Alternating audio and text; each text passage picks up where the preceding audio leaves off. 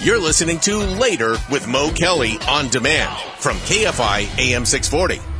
You know, when you're doing radio, when you're a talk radio host, most of the time you're not talking to thousands of people. No, you're just talking to a few people. Like I see Steph and I see Mark. I can see Tuwala. But I'm imagining talking to you right now in your car. I'm imagining you listening on iHeartRadio. Maybe you're in the gym working out. Maybe you're, getting ready for bed, having your shower or something, because it's a little bit later than usual. But I can't see you. So I'm always surprised when I hear from certain people who were listening. I mean, in the abstract, I know you're listening, but sometimes I'm kind of shocked when I hear back from specific people. Today I got an email from Metro. I got an email from LA Metro. They were listening last night. Now, I know that they've been listening, but, to get an actual response, y'all done messed up now. Now that I have your undivided attention. LA Metro was complaining about how I laid out the story about North Hollywood Station, which saw a 40% drop in violent incidents. That's the freaking headline, okay, from the story. All of my information came directly from the story. And it seems some person in an administrative position over at Metro, will not use the person's name, reached out to me on behalf of Metro and said I had some of my facts wrong and wanted to correct me and wanted me to, I guess, do some sort of retraction or correction on air. No, sir. No, sir. I politely emailed him back and pointed him to the podcast, which had all the information that he said I left out, because I remember what I said. I was there when I said it, and I even listened to the podcast again to confirm that I said it. No response from him ever since I sent the podcast to him. But evidently, he is of the opinion, I don't want to speak for him, but I could tell from the tenor of the email that he felt that I was unfair to Metro, that maybe I was hyperbolic, maybe I was exaggerating the amount of crime, which was happening not only on that one specific line. He thought that I wasn't clear in the story, that I didn't make it clear. It was that red line that I think as they call it. I don't know what they call it now, but when I was writing it, it was called the red line, which stops in North Hollywood. I made it clear it was just that one line. He thought I didn't get the story right. Well, let me know if that's the only thing that you're going to complain about. Because I'm under the impression, I've been talking about LA Metro for the past year and a half, and this is the first damn time I've heard from y'all. And the only thing you want to complain about is the latest story that I did yesterday. Is that what you want to complain about? You didn't have anything to say about the ambassadors that I talked about. You didn't have anything to say about the bus drivers getting their ass whooped. You didn't have anything to say about the train operator who might have been stabbed. You didn't have anything to say about the woman who unfortunately was murdered. You said nothing about that. You wanted to talk about, excuse me, sir, there's some things that you didn't have correct in your most recent story. We just want to point it out. And be wrong about that? You were wrong about me being wrong. You had nothing to say about the actual people who were being hurt every single day on Metro. And I just want to go very quickly through history, just very quickly. Since LA Metro is listening right now, and I want to be sure that you're sure I'm aware of the amount of violent incidents across Metro. I'm not going to limit myself to just one line. When I talk about LA Metro, I'm talking about the totality of it. I'm talking about buses, and I'm talking about trains. I'm talking about platforms. I'm talking about employees. All of this is connected. So let me just go up to maybe, a few weeks ago. And I might have missed some stuff because everyone's getting hurt on Metro just about every damn day. So excuse me if I leave some victims out. January 4th, an LAPD officer was treated for a leg injury after allegedly being attacked at a Metro station in North Hollywood. The same North Hollywood station I was talking about last night. A suspect was later arrested. February 22nd, Darrell Winborn, 62, died after authorities say he was pepper sprayed by another man aboard a Metro bus in Koreatown. March 20th, a man allegedly hijacked a Metro bus and threatened the driver with a gun and turned out to be fake, which authorities say caused the bus to crash into several parked cars and the Ritz-Carlton Hotel in downtown L.A. April 2nd, Metro closed down an A-line station in Huntington Park so law enforcement could investigate the alleged assault of a man as he was leaving the station. He suffered serious injuries and was rushed to a nearby hospital. Metro, are you still listening? Just want to make sure I still have your attention.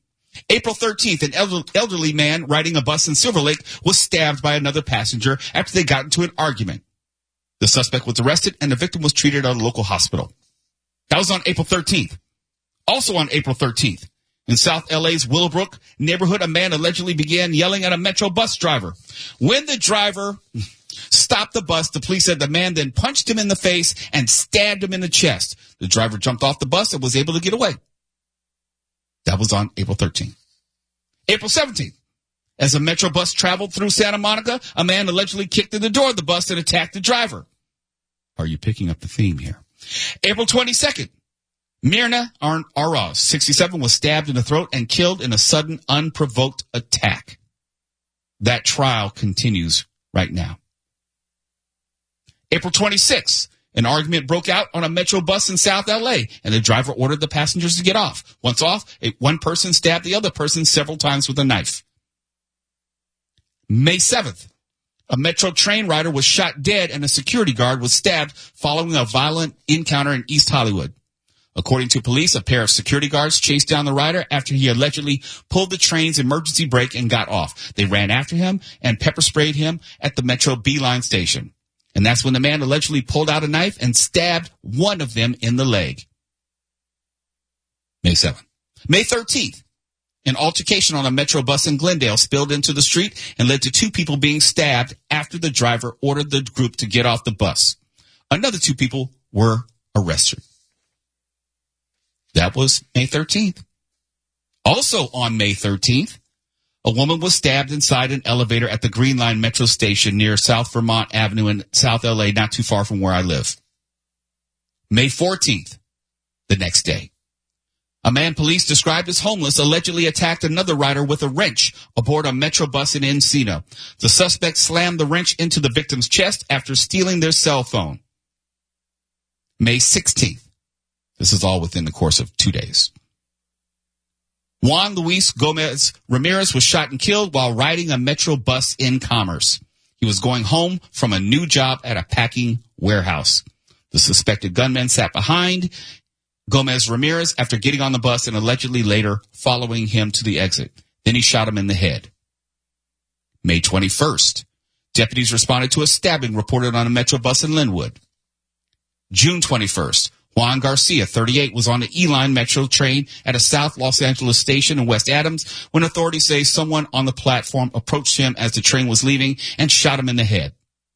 So, LA Metro, if you would like to reach out to me again and correct me on any of this information of the extensive violence on LA Metro buses, trains, and platforms, you know how to find me.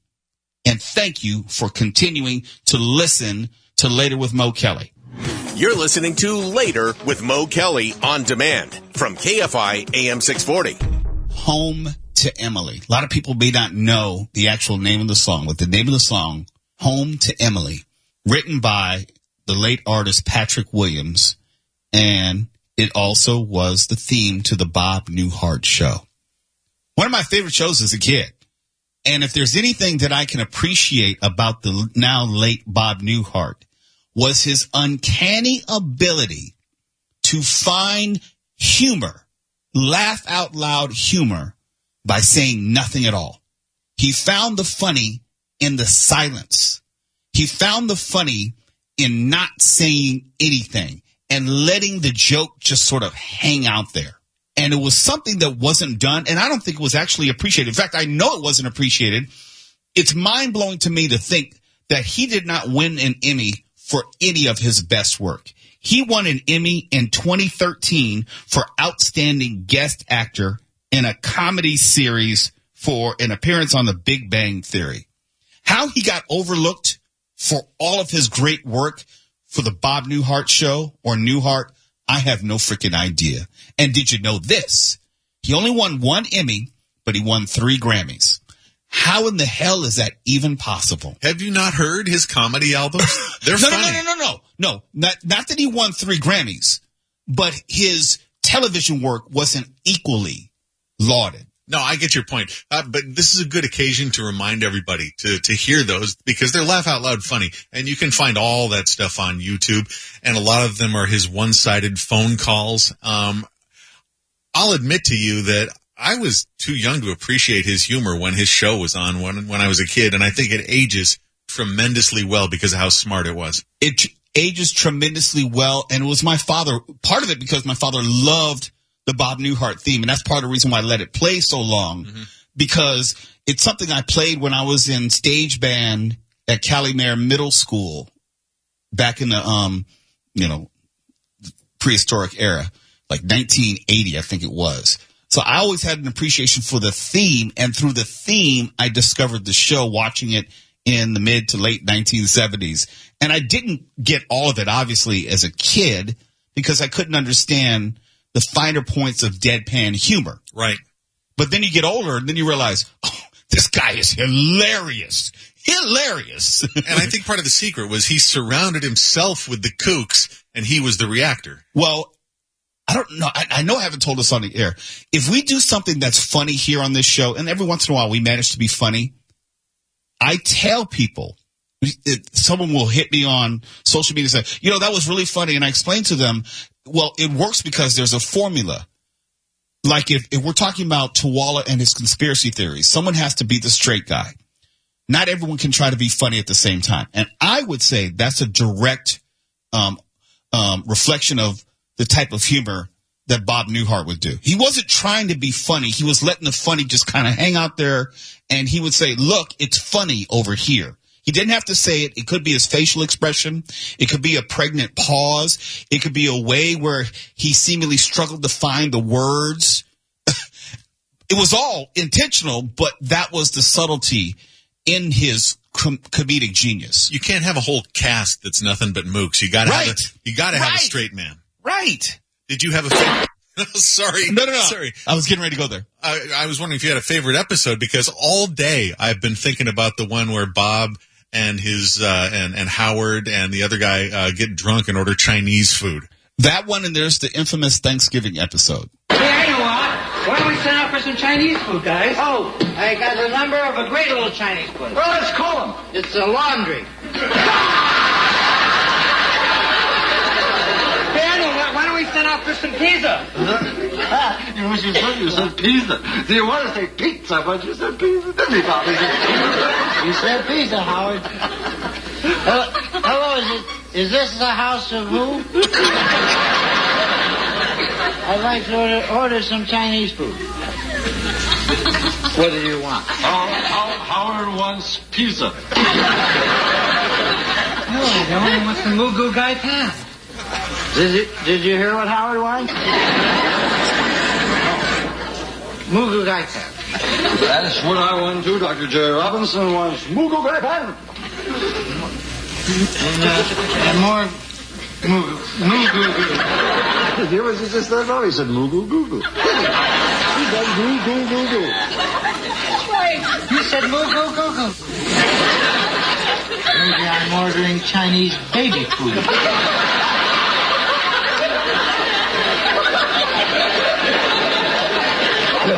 Well, you better get some paper wrapped chicken. Wrap up with chicken.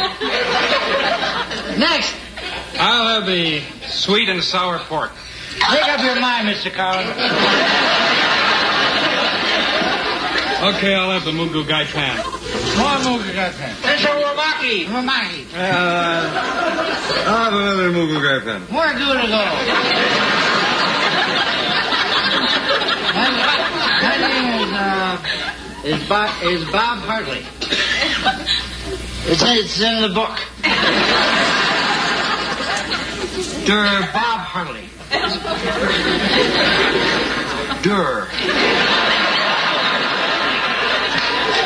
DR period. Thank you very much.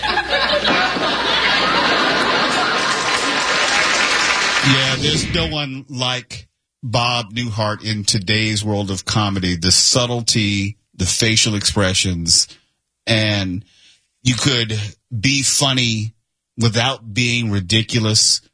and the subtleties of what he would do is so underappreciated. Clearly, the Television Academy couldn't appreciate him as well as I think he should have been appreciated. Don't tell me that his performances were only worth one Emmy 45 years after his heyday.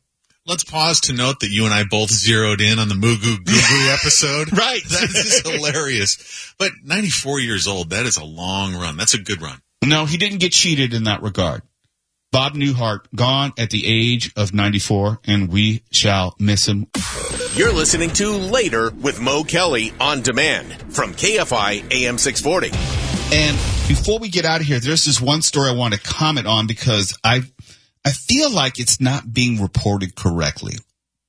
By now, you've heard about SpaceX and how Elon Musk has publicly said that he's going to move SpaceX to Texas. And I think about this because SpaceX is in Hawthorne, and I drive by this maybe once a week because I usually get food in Hawthorne once a week. So I'll drive by SpaceX, and I know, Stefan, you're in that area. You know exactly what I'm talking about, right off of like Crenshaw or so. Yeah, it's off the 105. Mm-hmm. I pass it every single day. Yeah. Right. Like if I'm going over to Target over there on 120, that's where I usually go, and I'll pass SpaceX. The reason I bring this up, it's a massive complex, and it's not something you can just hear some news on Tuesday and decide to pick up and move the family on Wednesday. When you're talking about a major aerodynamic rocket company, it's the logistics of that would have to be tremendous. I don't know if Elon Musk is serious. It could have been he had already planned this. He had already put these steps in motion months ago, years ago, and then decided to announce it on the heels of Gavin Newsom announcing the law regarding transgender rights. It could have been connected. It could have been disconnected. I suspect that it's probably not connected. I don't believe as mercurial as we would like to make Elon Musk out to be, as flighty and whimsical as we want to make him out to be. This is a guy who probably is serious about some things. And I don't know if he's just going to pick up and move a company, which is a tremendous financial consideration and commitment on a whim because he didn't like something that happened in the news. I just don't think that. We're talking about a 1 million square foot campus. And it's more than just administration workers. It's a production facility for their rockets. Moving this base would obviously disrupt production, productivity, and their timeline of deliverables. I don't think that this is something which would have been done on a whim, and no one moves a company, a manufacturing facility just like this because they're mad at a politician. Now, he could have been mad at Gavin Newsom for months.